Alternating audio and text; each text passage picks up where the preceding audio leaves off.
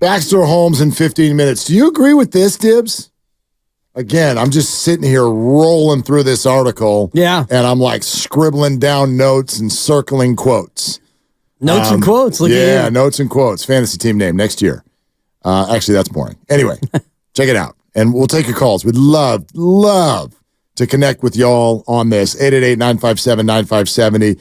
Steve Kerr, Joe Lacob, the Warriors' future, all in center focus. Tonight, in 4 hours, Warriors-Lakers, and it begins Warriors Survivor. 29 games to stay on the island.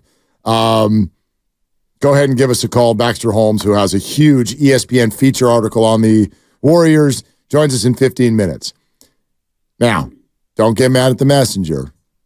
This quote is from, while unnamed, a former Warriors staffer. Okay, this person worked with and on the team. Sure. Quote, I think ownership made a decision about 4 years ago that they were going to try to have it all, and it backfired. They probably should have focused on players that just fit with Steph versus trying for the home run swings. You agree with that? No. You don't? What does backfiring look like? Is backfiring winning a championship? Is backfiring going to the second round of the playoffs? I don't think that. No. I think that backfiring is too strong, because now if they didn't win that championship 2 years ago, you could look at it and say, yeah, might have backfired on you, but you still went out and you won a championship. James Wiseman played 0 minutes. But that's the point. That.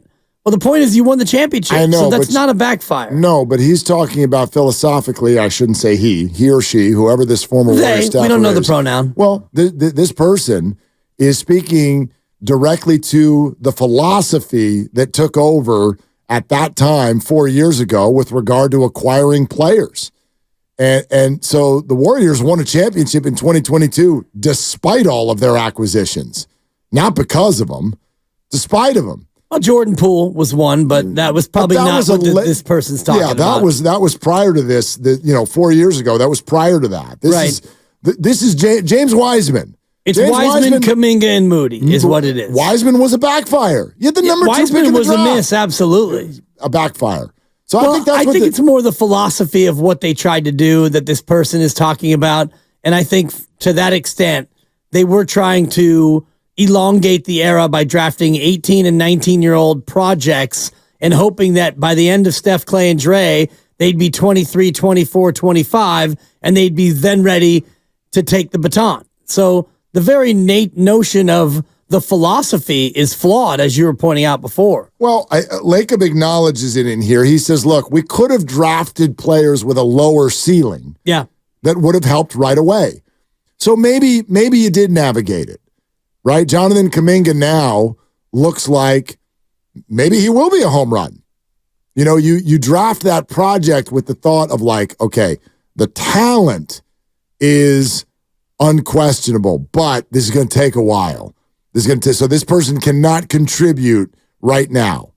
You hope that they could potentially be the centerpiece, though, of a non-lottery team, as you put it, down the road. And maybe he can. I mean, Draymond Green just 2 weeks ago said this guy's now a legit 2. He's a 2. You know what I mean? Yeah. And maybe he will be. But the idea was the Warriors went after home runs as opposed to, like, we could have hit a double, and maybe that person would have helped. And, Dibs, maybe last year would have gone better. Maybe. I mean, last year went pretty well, considering where you were and what you had. And had you gone for a single, a little base hit, do you beat the Lakers? Do you go on to win the NBA championship? I doubt it. I don't know. Yeah, I don't see it. You ended up with and this is kind of where I wanted to respond to Charles, who made it sound like the Warriors were heads buried in the sand and everything was going to die when Andrew Wiggins went out and Jonathan Kuminga stepped in and saved the season. That's not really the story that I remember. I think that's overstating it just a wee bit. Right. I'd have to look at really exactly where they were when Wiggins went out. That sounds a little excessive to me that they were the 11 seed. I don't know. I do remember everything was super bunched up. So the difference between the 11 seed and the 6 seed was like a game and a half. So there's context there. And I don't remember Jonathan Kuminga stepping in and saving the season. He had some really good games, but you also can't argue that the reason he got yanked out of the playoffs is because he wasn't playing. He wasn't playing well. He wasn't making good decisions. He wasn't doing the right thing.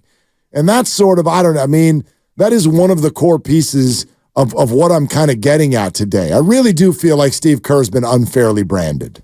Well, branded by the fans. Yeah, and exactly. And that's where... But Lacob paved the path.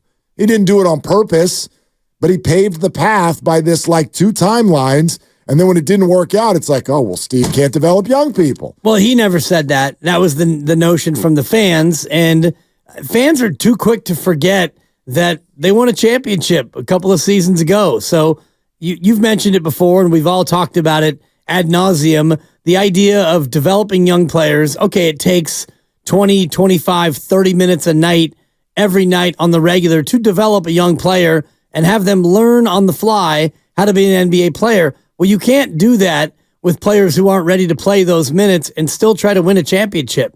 Brandon Podziemski is an interesting case because he is being developed, and you're trying to win a championship this year.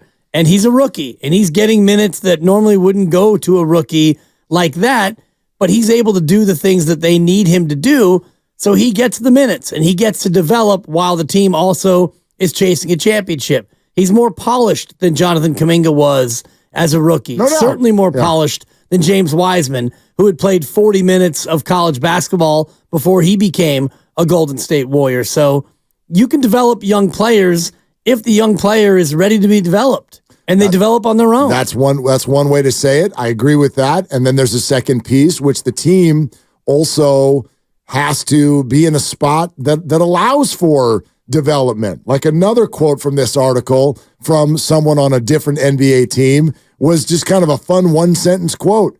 It was the Warriors had time, and then they didn't. They thought they had time. Yeah, let's bring in Wiseman and Kuminga. We got all the time in the world. Steph and Clay were hurt. Wouldn't get these guys. Lacob admits it. He goes, you're not wrong. If you thought that we thought that maybe we were done winning titles, you're right. You're right. Like he's like, I'm not going to lie to you. We thought that it might be over. And so we've got time, right? Yes, there's still 3 really great players here, and we can do some things, but we've also got time to start developing what's going to happen next. And then, what did they start that year? What was their record? Like 20 and 2, I think. Yeah, you start 18-2, and you're like, we've got time. We've got, no, we don't. We don't have time. And you're right, Dibs. It wasn't just, hey, we played really well. It was the flagship acquisition of that group was awful. Wiseman was terrible in those first 10 games. Right. He was brutal. He was absolutely brutal in ways that most of us fans can't see. But like the defensive rotations were a hot mess, and they were winning basketball games anyway.